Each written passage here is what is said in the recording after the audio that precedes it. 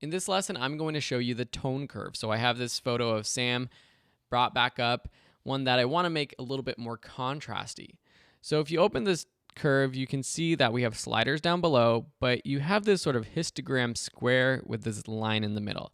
On the left-hand bottom side, you have your blacks. On the top right, you have your whites. We're in the parametric view, which means you have to use these sliders down below to adjust this line. So if I bring down the darks, bring up the lights, you can see that it creates this S-looking curve. You'll hear a lot about the S-curve with contrast and photography. An S-curve creates more contrast. I can do this manually. Let me undo those and go to point. And here I can go in and just click the curve. It creates a point where I click and drag. When I let go, it will lock that point there. Then I can click up here and drag up. So dragging up is increasing exposure, dragging down is decreasing exposure. So if you want to add crazy contrast, you can create an S-curve that looks like that. Now right now, I am adjusting the entire color spectrum, RGB. If you remember our color lesson, you know that one way to view photos is through RGB, which encompasses all the colors. We also have this drop down where we can edit specific channels of colors. So say we want to go into the blue setting and increase the blues, we can click and drag this curve or click and drag it down. You can create an S-curve with the blues to make more contrast with the blues. If it's too red, you can bring down the reds. And when you bring down the reds, what's left? Green and blue.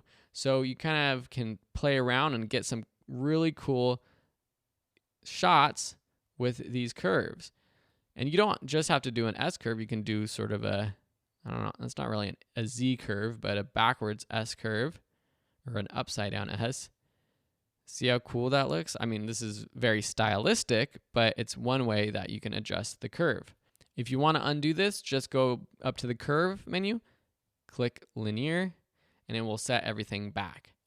I like using the point curve because I can really dive in there and make things more contrasty. You can also take the white and black points, which are these points in the corner, and drag them. So if I take this black point and drag to the right or up, I can make the black point blacker so everything gets darker, or I can make it brighter so all the blacks actually become more gray, more light. If I go all the way up, the blacks become white.